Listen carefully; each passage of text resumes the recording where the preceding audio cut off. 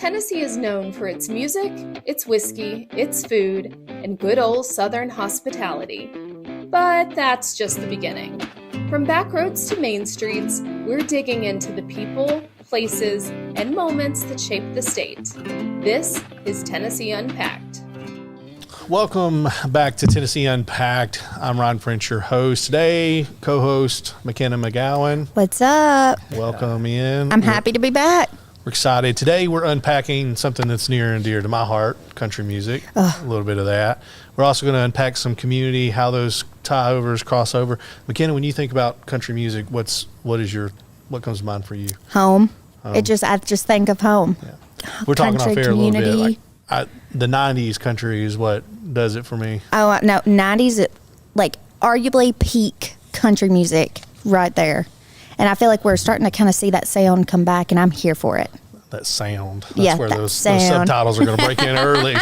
Already talking about my accent. And you're talking about country music this time. Got that Northern Alabama coming out. I feel like I get a pass this episode. Yeah, well, today's guest is someone that it satisfies both ends of that, and we'll get into a little bit of that. But we're going to bring in from small town Georgia to Nashville. Today's guest has brought his career from hits like Family Man, Fish, Outskirts of Heaven. Obviously, I could keep talking, but we're talking with Craig Campbell. So welcome to the show. Thanks for glad to be here. Thank y'all for letting me crash the party. Yeah. Oh, we're here for it. Well, happy to have you. Yeah. You're a podcast veteran. Let's say that you're really good at being a podcast guest. You've been on several of my favorites, I know, in the past, and this is a unique kind of podcast because we are talking about tourism. At the end of the day, we want to spur travel, and so we'll get into that and what you're doing in that realm now. But we couldn't have you on the show without talking country music and your career. We're also, we're on the stage if you want to. I'm sure you got a guitar somewhere. I've actually sang on the, and I do. Yeah. I always have my guitar with me, but I've sang on this stage many times. This is an amazing venue. Sounds amazing. The accommodations. This is a great spot. We love the Mule House. It's gorgeous. Yeah, we're live from the Mule House. I should have said that in the opening, but that's okay. That was a great plug. We do have we got the sign down this time, so we can see it. But yeah, it is a beautiful venue. I know when this was all coming together here, I thought it was going to be what it is becoming is a complete game changer for the music industry in Columbia specifically, but just in Tennessee, it's a beautiful venue and somewhere that we can kind of come and celebrate and do all kinds of stuff. And a lot of people don't even know about from an artist's perspective, places like this. This might be amazing, but the green room may or may not be up to par. But here, the green room is legit. Yeah. It is legit, and it's a great space. A great space for artists to come and just enjoy themselves, do their thing. Yeah. So, Craig, you've been playing music really your whole life. Early on, I know you played piano as a kid. That's kind of what got you into it. What, how did your career start? How did you transition from, those early days of playing, I guess, at church and to deciding you want to do music? Well, the transition was my whole career. I guess has always been all I wanted to do was play music. And then when I had a conversation with a friend of mine, I guess I was about 18 years old, and he was playing at the local bar in our hometown, and something came up about what was his. I said, like, but what do you do for money? Well, and he's like, well, this is it. And when he told me that he paid his bills by singing, that was it. I'm like, okay, I got to figure that out. And so I was a correctional officer at the time, and I knew pretty quick after starting working with inmates that was not a career for me. Yeah, I can understand that. So I was a correctional officer for about 2 years, and then just going into that same bar in our hometown, I became friends with the owner, and I just said, "Hey man, if I put a band together, will you let me play here?" And he said, "Yeah." He said, "Just get together, practice, come in one night, and show me what you got. And so we did, and we practiced almost every day for about a month. And then I called him. I says, "Hey, I think we're ready." He said, "Come on down on a Thursday night." Yeah. And there was a band there, and he's like, "Hey, let's let the band take a break, and you guys get up and do a few songs." And we got up and did 3 or 4 songs, and then came down off the stage, and he's like, "What do you be here Monday?" Wow. And we played there for 13 weeks in a row. Oh my gosh. 6 nights. Oh my gosh. A week. Oh my Lord. And so yeah, that was that was kind of a transition out of just graduating high school, had a day job for a minute, started playing music, and then, a couple of years after that, I knew that I needed to be in Nashville. On LinkedIn, that's a residency. Yeah, put that was your first residency. It was. Not It was. only we that, were the house. We were the house band. Yeah, I was just saying, you had a straight running start. Like, there wasn't a jog. There wasn't 6 nights a week for 13 weeks. Yeah, that was a deep trip. dive in. Yeah. But we were kids, and we were like high on the hog, and I still lived with my mama. Yeah. Yeah. So, like, we were getting, I think, $300 or $400 a week a piece. Yeah. Okay. And no bills. I still living at home. Yeah. And so it was. I mean, it was You were living the life. high on the hog. Yeah. I tell people back then, like, money went a lot further unless you got addicted to text messaging early on, because you were still paying per text message. Right. Or if you happen to have a cell phone in your truck, you pay by the minute. Yeah. It's expensive, bro. Yeah. So you saved up all of that money, and then you were like, all right, I have enough to go to Nashville. No, I didn't save none of that. Yeah. No. Oh, you were like, save any little, of that money. No. a little this, little that. My move to Nashville was kind of crazy. I had a buddy that, coincidentally, same buddy that we started the band with each other. He had already moved to Nashville, and he was pursuing a songwriting career, and he was married, and somehow, I don't know all the details, but he called me one day and said, "Hey, me and my wife are getting a divorce. I need a roommate. If I can get you a job up here, would you want to be move to Nashville?" I said, "Yeah." Yeah. So he set up a job interview for me on a Friday. So I drove up on a Thursday, interviewed for that job Friday. She called me that afternoon and said, "The job is yours." Wow. Went home, packed up everything I had in my Toyota Tacoma. My mama gave me 2 rolls of quarters and a roll of dimes, and that's how I paid for the gas to come back. Yeah. And that was in 2002. I was going to say early 2000s when you first. Yep. So how long had the band been playing before you made that move? We played about 2 years. 2 years. Okay. Bars and honky tonks all over the United States, and that whole. I had a guitar player at that time that quit, and back then, playing those bars and those honky tonks, you had to have a show. Yeah. And it was hard to just call a guitar player and say, "Hey, can you come play?" Because they didn't know the show. And so I said, I'm not going through this again. So when he called, it was perfect timing. Yeah. And I said, yeah. We're time. We're kind of talking off air, and as I was saying, like, your story is kind of that perfect country music story that people tell about. You moved to Nashville, your band was playing. It happened pretty quickly. As the kids say, what's the terms? You graduated in the late 1900s is what they're saying. I did. Yeah, You didn't have to point to me when you said the kid. yeah, well, all the lingo is what I mean. But so you moved to Nashville and you start playing. I guess you pretty much on Broadway right away. Yeah, like, right? I'm so curious. Like, what was it like? Like, because, now when you go to Nashville, it's very much so a different scene than what it was, I'm sure, in the early 2000s. So can you tell us a little bit about, like, what it was like while you were there, like those first few years? Yeah, it was definitely a lot different than it was 23, 4 years ago. And there was maybe 10 bars. Yeah, from really? Fifth Avenue to See, Second that's Avenue. so crazy for a lot me harder to get a gig. And so that's what I was about to say is the musicianship. To be able to play on one of those stages, you had to be really good because there weren't many stages. And I feel like today down because they're it's the opposite. There's so many stages. They have to have somebody on that stage. Yeah. So like, hey, you play guitar? You got a gig. Yeah. You know, no matter how good you are. And but when I moved to town, I was very fortunate to be able to get a gig fairly quick because I was a piano player. I didn't, you know, as far as fronting my own gig, I didn't introduce myself as a singer. I just, because everybody was a singer. Yeah. And I knew that all I wanted to do was be in Nashville, play music, pay my bills. Yeah. And so I knew the quickest way to do that was just introduce myself as a piano player.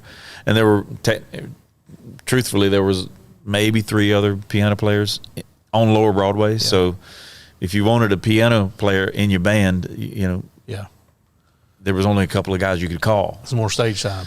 Yeah. Yeah. So, and man, there was a guy that played on Lower Broadway. He had that Saturday night 10 to 2 gig, which was the gig, yeah, you know, at the stage. And I met him a couple of times, and then one night we ran into each other at Douglas Corner, and he randomly introduced himself to me, and I'm like, yeah. I said, we've met. He said, well, what do you do? I said, I play piano. He's like, really? I said, yeah. What are you doing Saturday night? And I said, nothing. He said, you want to come play? And yeah. I'm like, absolutely. Yeah. And about halfway through that gig, and I was so fired up, and about halfway through the gig, he turns around and he said, gig is yours if you want it. So that was my introduction to Lower Broadway, and wasn't long after that I was playing 5-6 nights a week down there. So you jump into Broadway, you get that gig. That's a pinnacle. How does that timeline parallel with you've played piano for Tracy Byrd and Luke Bryan? Like when did you start playing with Luke, and how did that? I guess it was all in the same kind of time frame, but so I was playing with Luke before Luke had a record deal. You know, it's funny to even tell the story, but when I played with Luke, we were riding around in a Chevy Avalanche, pulling a U-Haul trailer. Yeah. Can you imagine Luke riding in a? Did he have a wrap trailer? U-Haul. But it was so much fun. Yeah. So that was 04. Oh yeah. Ish. And all the same time I was doing Lower Broadway, and then I got the Tracy Byrd gig in 05 and played for Tracy for a couple of years. And like I said, that whole time I'm playing Lower Broadway, writing songs, and I'm singing demos for other songwriters, and then I slowly transitioned into fronting. And that was a cool moment for me. Was I overheard one of the guy that runs the stage, he was talking about, this was on a Saturday night, we were packing up, and I overheard him say, man, I don't have a singer for tomorrow night. And I said, hello. Yeah. Yeah. You know, and he's like, you think you can do it? I said, yeah. And that was I got my foot in the door that way, and then slowly over the course of about 2 years, I started focusing more on singing than playing. Yeah. And that was it wasn't an easy transition, just because I can play piano 6 nights in a row, but singing 6 nights in a row was a little bit harder. So that was from about 2004 to about 2008 I was hitting it pretty hard. Yeah. And then in 2008 I got discovered. Yeah. That we'll get into that just in the next segment a little bit, and then we're going to get into your I guess your new, it's not a new passion, but your passion with Grindstone Cowboy as well. But you're listening to Tennessee Unpacked. We're with Craig Campbell. We'll be right back. Welcome back to Tennessee Unpacked. We are setting in today here at the beautiful Mule House with McKenna McGowan, and we're unpacking country music. We're going to unpack a little bit of tourism in a moment with Craig Campbell. Craig, thanks again for being here. So when we left to go to break, and my terrible outro there, you got discovered. We're getting to that point. You signed. You've been in Nashville since 2002. We're 2008, 2010 time frame now. Can you talk about what it was like? How did you lead up to signing, getting discovered? Because I know there's a story to that too. Yeah, I was playing Lower Broadway. I had a somewhat of a residency, if you will. I played every Tuesday night, 6 to 10. That was my spot. Your second residency. Yeah. Yeah. And over the course of 3 or 4 years, I developed a really cool, I guess you would call it a following. And I specifically wanted Tuesday night because the band that I wanted playing with me, they all had road gigs with other artists, and they were typically out on the weekend. So I said, Tuesday night, there's a really good chance they're not going to be on the road. So I had a really good band, and we were doing music that nobody else was doing on Lower Broadway. And fortunately for me, the owners of the stage didn't try to dictate what I played and what I didn't play, and and so I was doing things that was very uncharacteristic. I was doing about every third song was a ballad because I love singing slow songs, and I was playing probably 25% of my set were originals, and that's just now. If you go on Lower Broadway, that is not the case. Yeah, that is. Yeah, like you don't hardly ever walk into a place. It seems like all the bar owners down there now pick your songs. Yeah. And these are the songs you can play, and it's just so deflating as a creator of music and a performer of music. It's worse than someone yelling "Free Bird," you know. Yeah. So Gosh. I mean, I was blessed to be able to do that, and over like I said, the course of a couple of years, every Tuesday night, you know, we had it packed in there, and it got to where people were wanting to hear my originals, and there was a bartender there. Her name was Kimmy. She was dating a guy in the music business named Michael, and she basically got him. She's like, "You need to come see Craig. I think you'll like it." And for about a year and a half, he came every Tuesday night. Most of the time, he was hammered drunk. But well, you are in Nashville. One night, he was full sober and said, "Hey, we're putting together a record label. We want you to be our guy." Wow. And that was in 2008. And we were talking about Keith Stegall, and he said, "Keith is going to be part of this." And for me, that was a dream come true, because if I could have handpicked any pieces of my team as far as like what I thought it would make me a great artist, the producer, I would want it to be Keith Stegall. Like I already knew from all the Alan Jackson stuff that he did, all the Mark Wills and Terry Clark and Clay Walker, all the records he produced and wrote. I knew he would get me. Yeah. So Michael was like, "Hey, I'm gonna bring Keith down to see you." I said, "Don't surprise me. If you're coming with Keith, give me a heads up so I can be ready mentally. I get the band ready." And so he gave me a heads up. He said, "We'll be there Tuesday night, blah blah blah." And I hit him with 45 minutes of my best that I thought I had, and came off the stage and introduced myself. And he said, "I like it. Let's get together this week." And took about a year to negotiate the deal, and then about a year after that, Family Man came out, and here we are. Yeah. Wow. So it's I guess Family Man, that was 2010. So I'm trying to do the timeline. Yeah, here you're so doing I can keep good. up with it. So 2010, Family Man comes out. That's your kind of your first, you go at it. You're plugging along. Then what leads between that to your self-titled album? While that time is transpiring, what are you preparing for? Like, what's your next step after you've signed? You've got this content, you've got this music ready to go. How do you prepare for that album release? Man, back then it was a little different than it is now. It was still album oriented.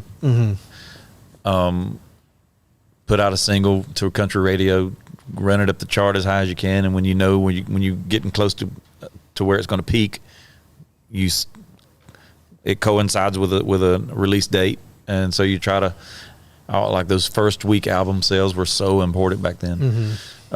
So that was the plan. And so we went in and cut 4 or 5 songs in the beginning early. Family Man was one of them. And honestly, Family Man was never, but it wasn't, we weren't like planning on Family Man being the first single. Yeah. We knew it was a good song. Yeah. We knew in my mind, it was a great song.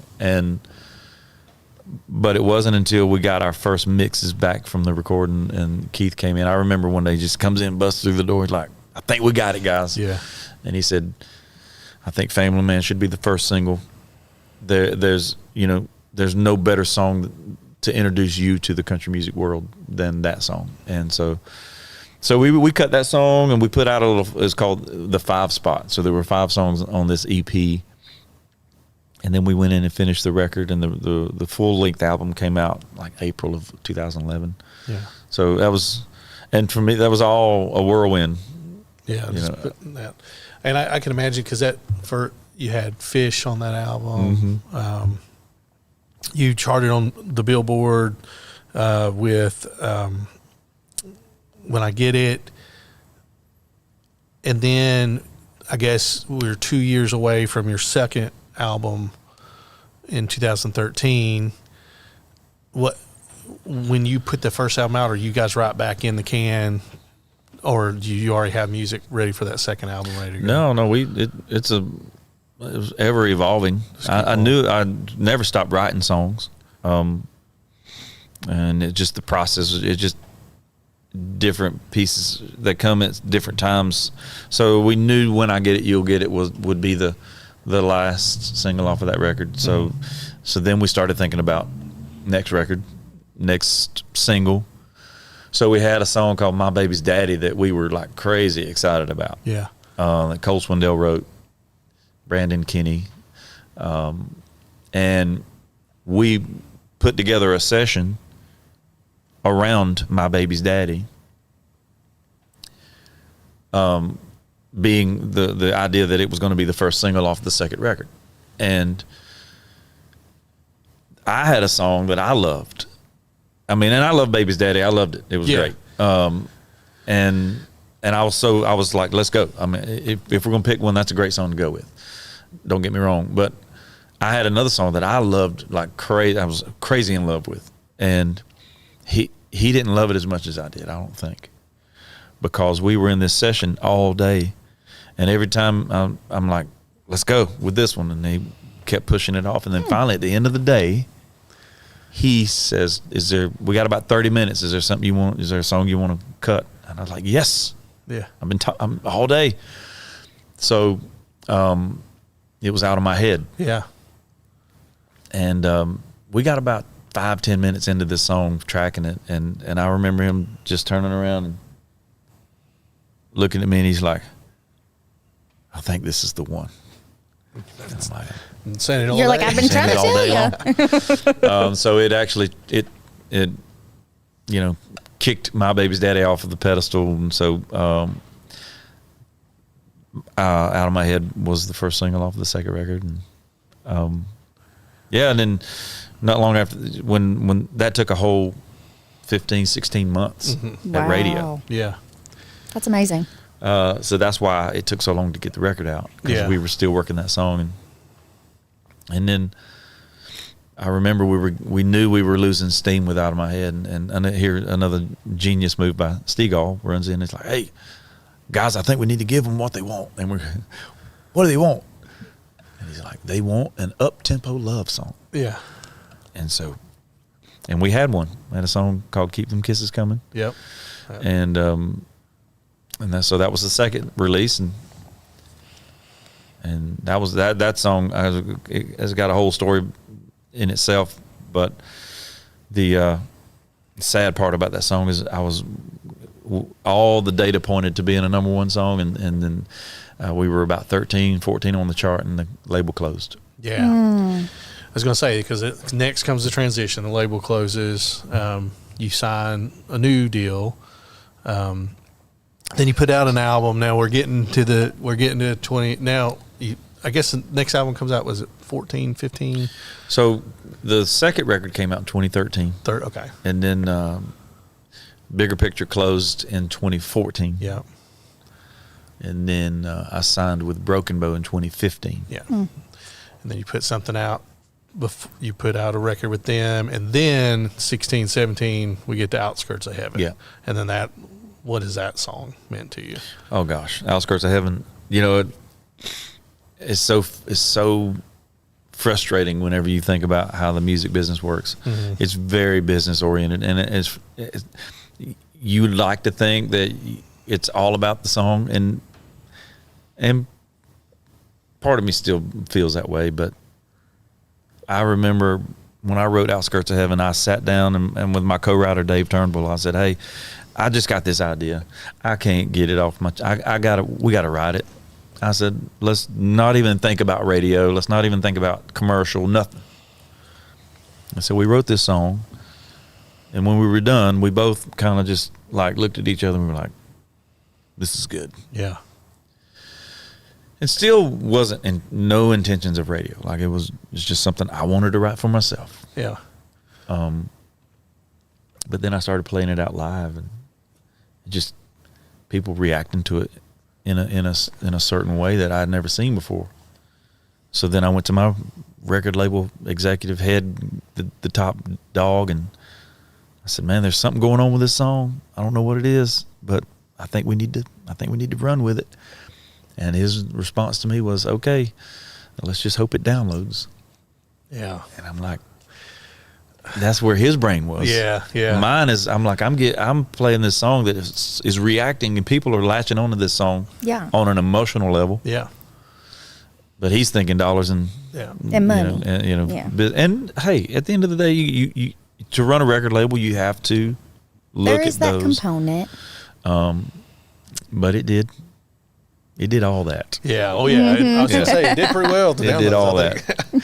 Yeah. Well, so you transitioned to that, and then, so coming out of that song, then I guess early 2019, 2020, you start focusing kind of on I guess more of an independent a take on things. And then, but obviously we've talked about two songs that Intuition you proved yourself right?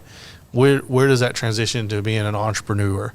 Like where does this passion from songwriting and music and pursuing what feels right, how does that push you into the direction of being an entrepreneur? Well, being a country music singer in itself is an entrepreneur. Mm-hmm. Like you're basically I'm the CEO of the Craig Campbell music business. Yeah. So I'd always worked for myself, for that, so to speak. Yeah. And my wife was very entrepreneurial. Her family, they had always worked for themselves. Mm-hmm. And even when I met my wife, she owned a tanning salon. Okay. Yeah. And then we bought a Sprint PCS retail cell phone store right after we got together, and which was a terrible idea. But fast forward to being an independent artist at the time, I finally was able to take control of everything. Yeah. And I loved it. But then, when 2020 hit, all of my shows got taken off the books without my say. Because, if you just said, "Hey, there will come a time where you can't play any shows," and I'm like, "No, I will always be able to play a show." Yeah. Yeah. But when that happened, and it was the venues that wouldn't let me come play, and I've always approached my music career with no plan B, because if I felt like if I had a plan B, I would lean on it. Yeah. And I knew that I was like, this is going to work, or it has to work. And but when 2020 hit and all that, and I'm sitting here twiddling my thumbs and worrying about paying my bills. Yeah. Mm-hmm. I didn't think about a plan B, but I did think about a contingency plan of that. So I already had Grindstone Cowboy, like the name, because I always thought Grindstone Cowboy would be a great name for a coffee shop. Yeah. Mm-hmm. So I trademarked it, and And then, so again, when all that happened, I talked to my wife. I said, "Hey, what do you think about opening a coffee shop here in Eagleville?" And her first response was, "No." Yeah. But I kept doing some research, and I didn't let it go. So I'm behind her back. I'm over here trying to figure out how to do this. And so finally, I convinced her to come with me. I said, "Just get in the car. Let's go. I want to show you this place. I feel like would be like Grindstone Cowboy, but we would make it better." So I took her to a place. She said, "Okay, I see what you're talking about. Mm-hmm. I got 3 things that you have to the boxes that you have to check." I said, "Cool. What are they?" She said, "I want to own the building that we put it in, because, like I said, we had 2 businesses in Franklin, tanning salon, Sprint PCS, that we didn't own. We paid lease, and they just kept jacking your lease up. Something broke, we had to pay to get it fixed. A pothole in the parking lot, we had to pay to fill it." I said, "I'm not doing that." Or Mindy told me, she said, "We're not doing that." And I said, I agree." She said, "Okay, I want to be between the Mexican restaurant and the Dollar General. I want to be downtown Eagleville." I said, Deal. "Well, that's going to be tough because there's nothing for sale." There's not a lot there. It's not a lot to choose from. And then she said, "And I want to drive through." I said, "Oh my God." So it's gonna be on the end too, by the way. Yeah. And I could sit here, we could talk about this all day, but it's so many God things were a part of that. And fast forward, I'll tell you, I could tell you the whole story, but it would take a while. Met the lady that owned the building we're in, and got to know her, told her what we were trying to do, and she said, "Well, then you should just buy this building and do it here." Yeah. And here we are. Yeah, you were like, "That's a great idea." And this was also in 2020, 2021. People were thinking we were absolutely nuts. Yeah. Because restaurants were closing left and right because of COVID. Because Well, of it was hard COVID. to see past like what was on the other side of COVID at that time. Yeah. Like even just like as somebody who isn't like a business owner or anything, just as a civilian, it was like, I don't know what, 2022, 2023, like I don't know what that's going to look like. So I can't imagine investing at that time. Again, it goes back to I'm a jump, Yeah. not knowing what's down there yet. Yeah. Type guy. So we mortgaged our house. We were doing some nutty stuff. Yeah. But everything pointed in the direction of we need to do this, and we did, and it came out like an absolute rocket. Very cool. Yeah. You're listening to Tennessee Unpacked. When we get back from the next segment, we are going to be unpacking a little bit more of Grindstone Cowboy with Craig Campbell and talking about the future, because it's pretty exciting for what you got going on. So It's bright. we'll be right back. Alrighty, we're back with Tennessee Unpacked. Today, joined with Craig Campbell, and we're getting into the tourism side. I had to fanboy a little bit on the country music side of things first, but so you've got Grindstone Cowboy now. It's a thing. It's happening. It's in Eagleville. Funny parallel for me, and not that this matters, but it's. I think it needs to be said for the travel podcast.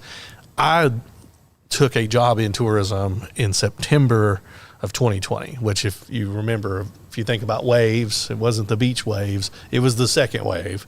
And the first initiative from the state of Tennessee was, we're not promoting travel right now. I was like, well, this is a great career to get into. I just started a tourism career. But so my 13 counties, we cover from Coffee and Franklin County all the way over to Wayne and Perry County on the Tennessee River. And I'm very familiar with Eagleville because I grew up in Lynchburg, played sports in Moore County, and Eagleville kind of come online when I was, as a school came online when I was in high school. And I always kind of envied Eagleville being just outside of my region. Like if I could annex it into my region, I would. And then one day I got a call from Tiffany Lewis with Columbia State and community college, and asked me if I would be interested in serving on her tourism advisory board. And she's like, and I had no idea she was from Eagleville, but I did that, and then getting to know Tiffany and Mike, and then find out they're from Eagleville, and I was like, gosh, I wish I could annex Eagleville. Love those guys. If I could have, they're wonderful. You kidding me? Mike comes into Grindstone at least 4 times a week and sits there for hours. Yes, and a musician in his own right. I love mean, that dude. Can jam. Yeah.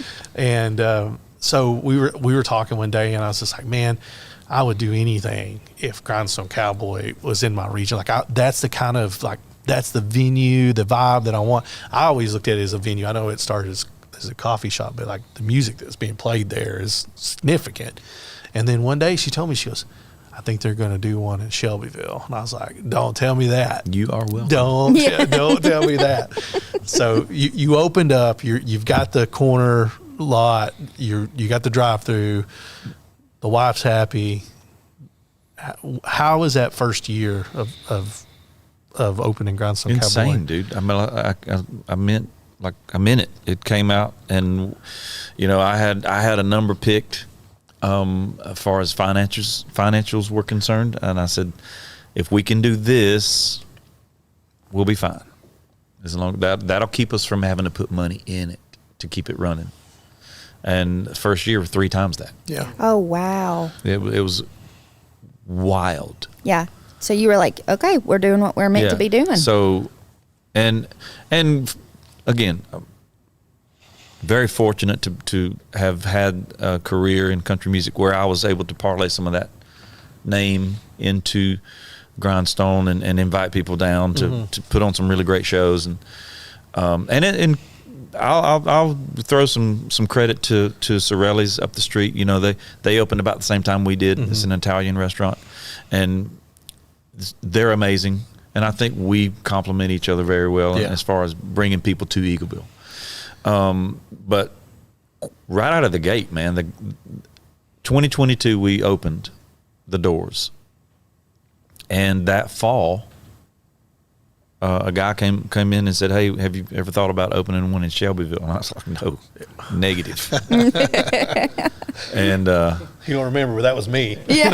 I was like, he said, "You should do that." his name's Jeremy, Jeremy Carpenter, and he's like, "No, man," he's like, I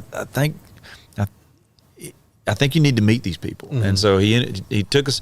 He's like, "Hey, when can you meet?" I said, "Tomorrow," thinking he's like, "Done." I was like, oh, okay. So we showed up. We met with a guy named Shane Hooper. Met with Chris White, and oh man, there's a couple other people there I know. And went to Chris's place, and he showed us that building that was for sale. Yeah. And Chris wrote out this great spread of these plans of what the square was going to be, what the plans for the square. And so then me and my wife, we were talking, we were like, man, if they promise they'll do this, then it just makes sense. Yeah. And so then we met Mike and Beth Davis. Yeah. And Beth, ECD background, she's in that space. Yeah, her and Shane. Yeah. So it and they were interested in doing something, and financially we didn't have the money to do what needed to be done to make that building work. But Mike, that's his background, and he knew some people that would be great partners in a situation like that. And so then we went to Mike and Beth's house and met them, and we laid out our goals and our dreams and of what that place would be, and it all matched, and we said, okay, let's do this. Yeah. And that was late 2022 was when that conversation started. Yeah. And we just opened in November of 25. So wow. And that was I guess for me that was the part that, because I worked really closely with Shane and Kelly North and all the partnership and Beth, and when they first said they're going to do this, and when they said what building it was going to be, I was like, oh man, because it needed some help. It needed some love. It was a complete we job. when we brought our contractor down there for the first time, we took a tour of it, and he at the end when we got done, he's like, you want my honest opinion? I was like, yeah. He's like, I wouldn't give you $1 for this building. Yeah. It was that kind of building. Well, I remember we grew up going to the Celebration in Shelbyville, and we would always Shelbyville, and we would always end up downtown. And I remember that corner or that area in your building. And we found, when we were in there, we found calendars on the walls from 1984 still on the wall. Yeah. So that building was empty for 40 years. Wow. Yeah. Thanks for reminding me how old I am. Well, that was, for me, that was the part I was like, man, I really hope it happens, but I just can't see that building coming back to life. And man, has it ever. Yeah. Just it is completely between what you guys have done and then Glass Hollow, what they have done. And then you have a couple of those anchors, like you mentioned, the Italian place in Eagleville. You got Bocelli's on the square in Shelbyville. You have Pope's Cafe and Diner on the square. Shelbyville all of a sudden has all these different components coming together at the right time. And you mentioned the Celebration, but like, what have you seen as far as your clientele, like pretty consistent from afar? You've got the local part down. Every time I'm in there, I see a mayor. I say mayor because they're both in there all the time, council people. But what has it meant for the square since you guys have opened? What have you seen? I feel like it's... So far, I mean, Shelbyville has arms wide open, just wrapped them around us, and it's been really awesome that for what we've been able to do, like some of the shows we've put on, some of the things we offer, some of the things we're going to be able to offer, like a rooftop. There's no rooftop in Bedford County. There's no rooftop in Rutherford County. It's always something that a Nashville type vibe, but more hometown and cooler than that. And so that's something that we're excited about having this summer, and having the second floor as an event space for people to rent. We feel good about what we've done, and Shelbyville, for the most part, has like I said, wrapped their arms around it and said, we're glad you're here type. A lot's happening in Shelbyville too. The Riverwalk project coming together. See, that's part of what I was talking about earlier when I said, if you do this makes sense. When they're talking about the Riverwalk, and then they're talking about between our building and Glass Hollow, making that a pedestrian road, no traffic, just foot traffic. And I'm like, that's amazing. Let's do that. Yeah. And I'm excited for all that to come together. Yeah, I am too. Shelbyville is just it's interesting because on part of this job, we get into the data, and Bedford County is one of those counties where there's just so much opportunity between what's happening in Shelbyville, but you have Bell Buckle and you have War Trace, you have all these great little communities, and you're right dead center between Nashville and Jack Daniels and Lynchburg, and like that's the path that's well traveled. What I was most excited about when you guys did make it official that you're coming to town is like that community involvement. Because again, I'd had those conversations with Tiffany and Mike about how you guys had just made Grindstone Cowboy a part of the community identity in Eagleville. You guys have done the same thing in Shelbyville. You were a big part of we did a media.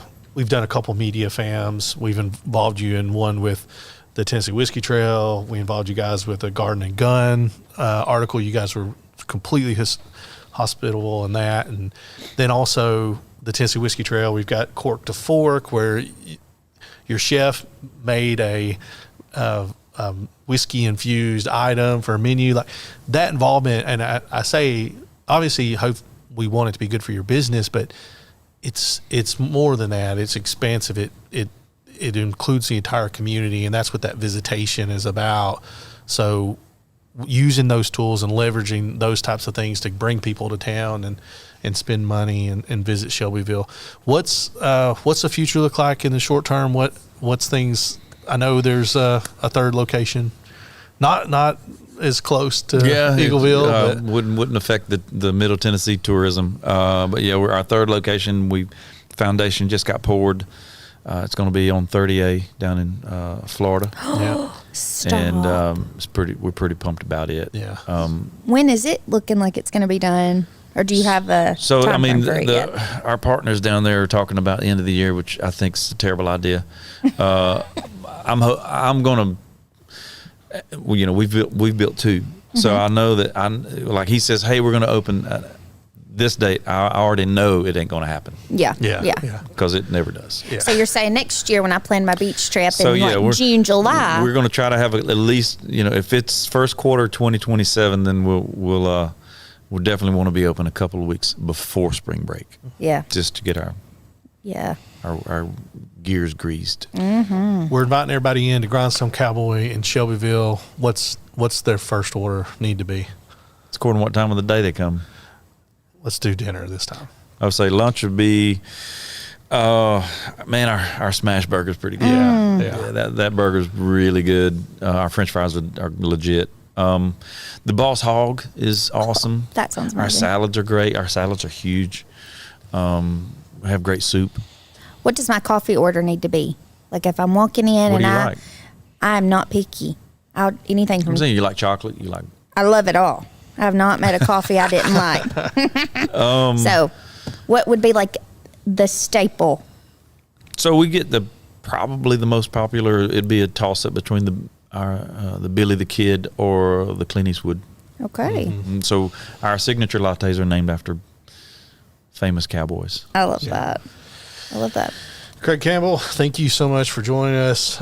Best of luck in Florida. And everybody that wants to see that venue, first come to Shelbyville and check out what's going on there. We can tell you all about it there. You can still go to Eagleville. I can't. Shelbyville will always be the biggest one, though. Yeah. Like our business model is more Eagleville. Yeah. But the building in Shelbyville just it lent itself to be what it is, and we're super proud of it. Yeah. So if you want to see the biggest grindstone, That's it. you got to go to Shelbyville to see it. Shelbyville. Make your plans. You've been listening to Tennessee Unpacked. Follow Craig. What's your socials real quick on Grindstone Cowboy? They're both at. So they're all So Grindstone Cowboy Eagleville, Yep. and Grindstone Cowboy Shelbyville, and then Grindstone Cowboy 30A. And that's why that Awesome. enunciation is so So important. important. So when you're I'm glad spelling it, you- there's a Y in there. So thank you for joining Tennessee Unpacked here from the Mule House. We'll see you next time. Yeah. Thank See you next time. Thank you for tuning into the Tennessee Unpacked podcast. Be sure to like, share, follow, and subscribe. And be sure to leave us a 5-star review. Until next time, we'll see you on the next one.